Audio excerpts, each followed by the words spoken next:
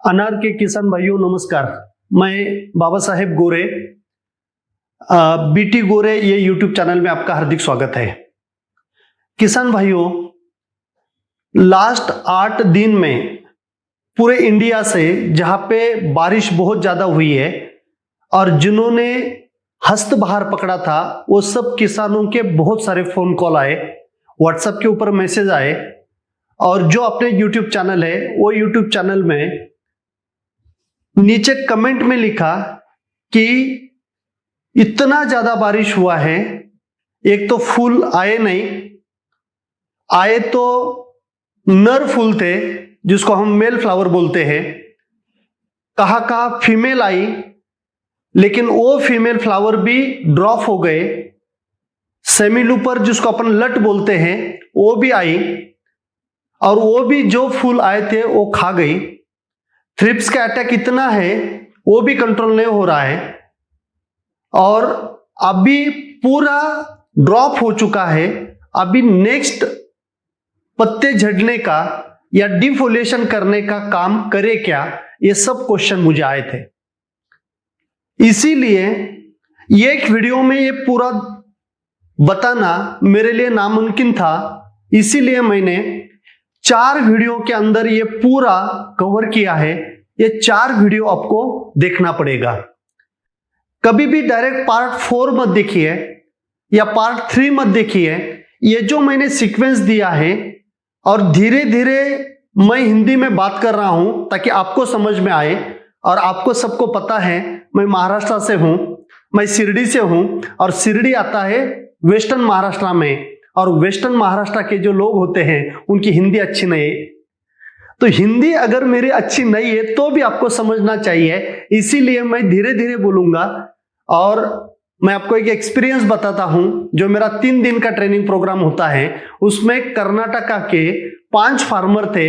एक फार्मर को मराठी, हिंदी, इंग्लिश तीनों भी लैंग्वेज नहीं आती थी, सिर्फ कन्नड़ आती थी। और 3 दिन वो फार्मर मेरे सामने बैठे और 3 दिनों के बाद जब लास्ट में मैंने बोला किसी को कुछ बोलना है क्या, वो सामने आए और बोले, वो जो कन्नड़ में बता रहे थे कि इसको लैंग्वेज कोई बैरियर नहीं है, सिर्फ ये जो बताता है उसके ऊपर ध्यान दीजिए और वो जो व्हाइट बोर्ड के ऊपर लिखता है उसके ऊपर ध्यान दीजिए, सब चीजें समझ में आती थी। पाटिल साहब करके उनके साथ में एक एजुकेटेड फार्मर थे, उनको मैंने रिक्वेस्ट किया कि सर इन्होंने क्या बोला ये मुझे बताइए, फिर उन्होंने ये बोला था। इसीलिए मेरी हिंदी अगर वीक भी है तो भी आपको ये पूरा टॉपिक समझ में आएगा 4 वीडियो में, ताकि कभी आपका फ्लावर ड्रॉप ना हो जाए, कभी आपका मेल फ्लावर ना आए, शूट ज्यादा नहीं आना चाहिए, फंगल इन्फेक्शन आके आपके फ्लावर ड्रॉप नहीं होना चाहिए। और जो भी कीटक आते हैं जिसको अपन इंसेक्ट बोलते हैं, थ्रिप्स है, महुआ है या लट होती है, सेमीलूपर, ये आपके यहाँ पे नहीं आना चाहिए। इसके लिए पूरा का पूरा इंफॉर्मेशन ये 4 वीडियो में मैं आपके साथ में शेयर कर रहा हूं। और हिंदी में पहले जब मैं एमपी जाया करता था, वहीं पे मेरे बहुत अच्छे दोस्त रहते हैं मिस्टर दीपक गोयल। महाराष्ट्र में मैं ट्रेनिंग चालू किया था 2011 में और जब हमारी मुलाकात हुई 2013 में, वो बोले कि बाबा ये ट्रेनिंग हमें लेके जाना है एमपी में। मैंने बोला मुझे हिंदी नहीं आती। वो बोले इतनी अच्छी हिंदी तो आप बोल रहे हैं, मुझे तो समझ में आ रहा है, ये सब नॉलेज जो है ये बाकी किसानों को भी मिलना चाहिए। फिर मैंने एमपी में ट्रेनिंग किया, एमपी के बाद राजस्थान में किया, राजस्थान के बाद गुजरात में किया, गुजरात के बाद कर्नाटका किया। तो ओनली बिकॉज ऑफ मिस्टर दीपक गोयल, तो उनके लिए भी मैं थैंक्स देता हूं कि मैं हिंदी पोमोग्रेनेट कैसे बताना है ये उनकी वजह से सीखा हूं। तो ओके, आज का जो टॉपिक है ये टॉपिक है अनार के अंदर सेटिंग करना। ये बहुत डिफिकल्ट चीज होती है ऐसा फार्मर को लगता है, लेकिन मेरे नजरिए से अगर आप देखेंगे तो ये कोई भी डिफिकल्ट नहीं है, ये आसान है। लेकिन इसके लिए अनार का पौधा समझ में लेना चाहिए। अगर आप मुझे एक ही चीज बताएंगे कि मैंने इतना फर्टिलाइजर डोज दिया था, मैंने इतने सारे टॉनिक मारे थे, मैंने ये टॉनिक जमीन में दिया था, उन्होंने मुझे ऐसा बोला तो मैंने वो भी किया था, ये सब चीजें आपके बराबर है, लेकिन क्या आपको पौधा पता है? वो पौधा कैसे खाना बनाता है, कैसे बाहर देता है, ये आपको अगर कुछ भी पता नहीं है तो मैं आपको गारंटी देता हूं कि आप सक्सेस नहीं होंगे। क्योंकि अगर आप सिर्फ बोलते कि ये स्प्रे करके मुझे सेटिंग करना है, ये स्प्रे करके मुझे फीमेल फ्लावर निकालना है, ये स्प्रे करके ड्रॉपिंग रुकवाना है, तो मैं आपको बताता हूं ये पॉसिबल नहीं है। स्प्रे कुछ हद तक आपको काम करेंगे, लेकिन वो पौधे के लिए जितना सनलाइट चाहिए उतना सनलाइट, जितना पानी चाहिए उतना पानी, जिस अन्न द्रव्य उस स्टेज में चाहिए उतने न्यूट्रिएंट जिसको अपन बोलते हैं वो, और जिस मिट्टी में आपने अनार लगाया हुआ है वो मिट्टी कौन से टाइप की है, उसके हिसाब से आपको अनार के पौधे को समझना पड़ेगा। और वो मैं आज आपको समझा रहा हूं। तो सबसे पहले आपको एक चीज अभी मैं व्हाइट बोर्ड के ऊपर लिखूंगा ताकि आपको डायग्राम से भी बहुत सारी चीजें जो है वो समझ में आ जाएगी। सबसे पहले अपन मिट्टी लेते हैं और मिट्टी में होती है पौधों की जड़ें, और ये जो जड़ें हैं ये दो टाइप की होती है। ये सपोर्ट देने वाली जड़ें जिसको अपन मेन रूट बोलते हैं, और दूसरे होते हैं खाने वाले जड़ें जिसको व्हाइट रूट अपन बोलते हैं। अनार का पौधा अगर आपने सीड से लगाया हुआ है तो उसको आपको इसको टैप रूट बोलते हैं, ये आएगा। लेकिन अगर बूटी या टिश्यू कल्चर का अगर आपने लगाया होगा तो ये आपको नहीं मिलेगा। आपको पूरी की पूरी जड़ें जो है ये ऊपर के हिस्सों में ही 2-3 फीट के अंदर ही आपको पूरी की पूरी जड़ें मिलेगी, वही सपोर्ट अनार को देती है। तो ये है जड़ें।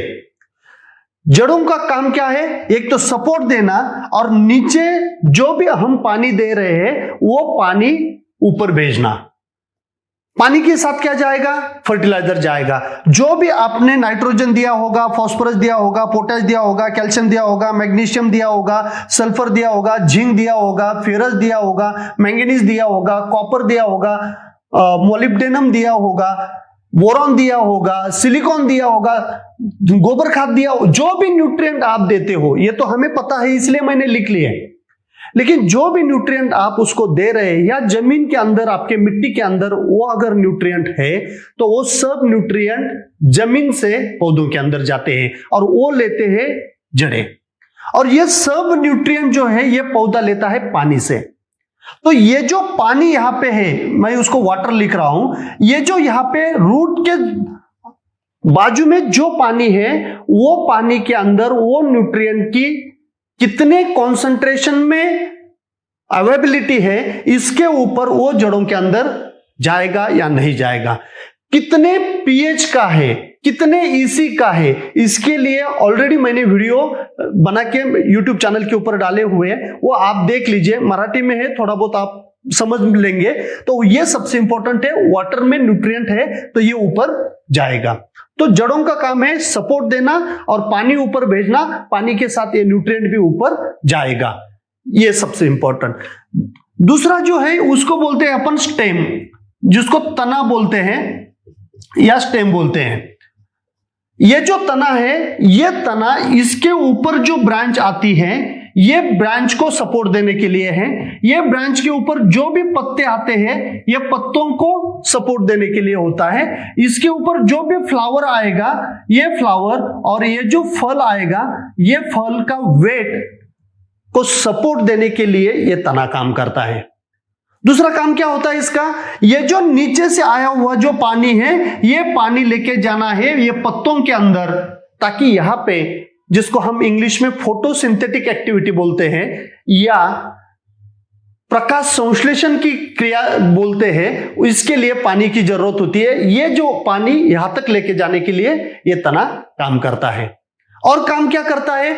यहां पे जो भी फूड पौधा तैयार करता है, ये फूड ये तनों के अंदर ये स्टोर करता है, और जब चाहिए तब फ्लावर निकालने के लिए, फल को साइज बनाने के लिए दे देता है। तो ये तनों का काम होता है। अभी मैं ज्यादा डिटेल में नहीं बोल सकता, जब एडवांस ट्रेनिंग होता है, 3 दिन का ट्रेनिंग होता है, इसी के ऊपर मैं 4 घंटे बात करता हूं।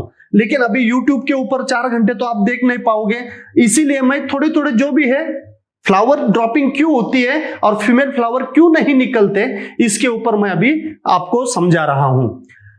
यह हुआ तना। उसके बाद आता है पत्ता। यह पत्ता क्या काम करता है?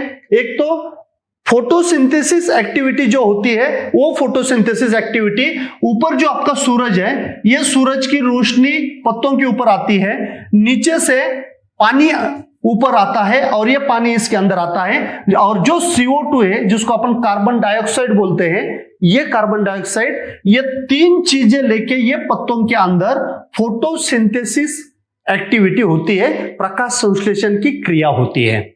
फिर यहां पे न्यूट्रिएंट बनता है, यहां पे खाना पकता है, और वो खाना ये जो आपके ब्रांचेस है, ये जो स्टेम है, इसके अंदर स्टोर करता है। ये रहा सबसे इंपॉर्टेंट काम अपने पत्तों का। इसलिए मैं बोलता हूं आपको 95 to 96% खाना सनलाइट, कार्बन डाइऑक्साइड और पानी, ये तीन चीजें बनाती है, और आपका 4-5% जो है ये सब बनाते हैं। और अपन इसके ऊपर सबसे ज्यादा खर्चा करते हैं। पानी के ऊपर तो फ्री में आता है, कार्बन डाइऑक्साइड फ्री में मिलता है, और सनलाइट भी फ्री में मिलता है। तो इसको ज्यादा से ज्यादा कार्यक्षम बनाना, इसको तकलीफ नहीं देना चाहिए, इसको जो भी चाहिए, जिस pH का पानी चाहिए वो अगर मिलता है तो ये बीमार नहीं पड़ता, और ज्यादा से ज्यादा प्रोडक्शन करता है एनर्जी का, और फिर अपने को फ्रूट की क्वालिटी वगैरह सब कुछ मिलती है। दूसरा काम इसका होता है, जब टेम्परेचर बढ़ेगा तो इसके अंदर ट्रांसपिरेशन होता है। ट्रांसपिरेशन क्या होता है? यहां से पानी बाहर जाता है, यहां से पानी बाहर जाता है, उतना ही पानी नीचे से पौधा खींच लेता है। ऊपर आने के लिए दूसरा कुछ भी नहीं, जिसको अपन हिंदी में केश आकर्षण बोल सकते हैं। ऑस्मोटिक प्रेशर क्रिएट होता है, और नीचे का जो पानी है वो नीचे का पानी ऊपर आ जाता है। अभी अगर टेम्परेचर कम है तो भी पानी लगता है, टेम्परेचर ज्यादा है तो भी पानी लगता है, लेकिन ये जो ऊपर की हवा है, ये हवा में ह्यूमिडिटी कितनी है? ह्यूमिडिटी कितनी है, इसके ऊपर कितना पानी नीचे से आएगा, ये पौधा तय करता है। अगर ह्यूमिडिटी कम है तो पानी ज्यादा लेगा, अगर ह्यूमिडिटी ज्यादा है तो पानी कम लेगा। अगर 80% से ऊपर अगर ह्यूमिडिटी है तो ये पौधा बाहर पानी नहीं डालेगा, तो नीचे से पानी ऊपर नहीं आएगा, क्योंकि जब तक पौधा पानी बाहर नहीं डालेगा तब तक वो प्रेशर, ऑस्मोटिक प्रेशर क्रिएट होकर नीचे से पानी ऊपर नहीं आएगा। ये सबसे इंपॉर्टेंट समझ के लेना चाहिए। होता क्या है कि बारिश के सीजन में ह्यूमिडिटी जब 100 होती है तब बारिश आती है, 90 होती है तो बारिश आने के चांसेस बढ़ते हैं। तो 80 ह्यूमिडिटी बारिश के सीजन में तो हर एक गार्डन के अंदर रहती है, तब नीचे से पानी नहीं आएगा। तो उस टाइम अगर अपन नीचे फर्टिलाइजर दे रहे हैं तो वो फर्टिलाइजर सिर्फ मिट्टी में रहेंगे, पानी में वॉश आउट होंगे, लीच आउट होंगे, ये उसको ऊपर नहीं आएगा, क्योंकि पौधा पानी नहीं पी रहा है। तो पत्तों का ये सबसे इंपॉर्टेंट है, पानी ऊपर खींचने के लिए और फोटोसिंथेसिस एक्टिविटी करने के लिए पत्ता बहुत इंपॉर्टेंट होता है। उसके बाद आता है आपका फीमेल फ्लावर। फीमेल फ्लावर कैसे आता है? इसको बोलते हैं C&N। आपके पौधों के अंदर कार्बन, जिसको अपन कार्बोहाइड्रेट बोल सकते हैं, कार्बोहाइड्रेट कितना है और नाइट्रोजन कितना है, इसके ऊपर डिपेंड करता है कि शूट आएगा, फीमेल फ्लावर आएगा, मेल फ्लावर आएगा, कौन सा जो है। शूट मतलब जो ऊपर के जो शूट आते हैं वो मैं बोल रहा हूं, फीमेल फ्लावर मतलब जिसको हम मादा फूल बोलते हैं उसको मैं बोल रहा हूं, और मेल फ्लावर मतलब जो नर फूल आते हैं जो सेट नहीं होते, वो ड्रॉप हो जाते हैं, उसको मैं मेल फ्लावर बोल रहा हूं। तो ये तीन चीजें आती है। तो ये कैसे? अगर आपके पौधों के अंदर कार्बोहाइड्रेट की मात्रा पर्याप्त है तो आपके यहां पे फीमेल फ्लावर आएगा। अगर कार्बोहाइड्रेट कम है तो आपके यहां पे मेल फ्लावर आएगा, और अगर आपके यहां पे कार्बोहाइड्रेट की लेवल ही नहीं है तो आपके यहां पे सिर्फ शूट आएगा, क्योंकि ये शूट वापस पत्ते बनाएगा, और वो पत्ते सनलाइट लेंगे, पानी लेंगे, कार्बन डाइऑक्साइड लेंगे और कार्बोहाइड्रेट का प्रोडक्शन करेंगे। जब वो ब्रांच के अंदर कार्बोहाइड्रेट की एक लेवल पे आएगा, ज्यादा कार्बोहाइड्रेट हो जाएगा, तब यहां से आपको फीमेल फ्लावर नया निकलेगा। ये प्लांट की फिजियोलॉजी है। तो जब आप डिफोलिएशन करते हो, पत्ते झाड़ देते हो, इथ्रेल स्प्रे करते हो, तब ये पत्तों के ऊपर आप इथ्रेल डालते हो, ये पत्ता पीला होता है, बाद में इसका डंठल पीला होता है, और ये डंठल पीला होता है, पत्ता पीला होता है, मतलब क्या, इसके अंदर का जो न्यूट्रिएंट है यहीं पे जाता है, इसके अंदर का न्यूट्रिएंट है वो अंदर जाता है, ये ड्रॉप हो जाता है, और यहां से आपको वापस नया फीमेल फ्लावर मिलेगा, अगर वहां पे कार्बोहाइड्रेट का लेवल अच्छा है तो।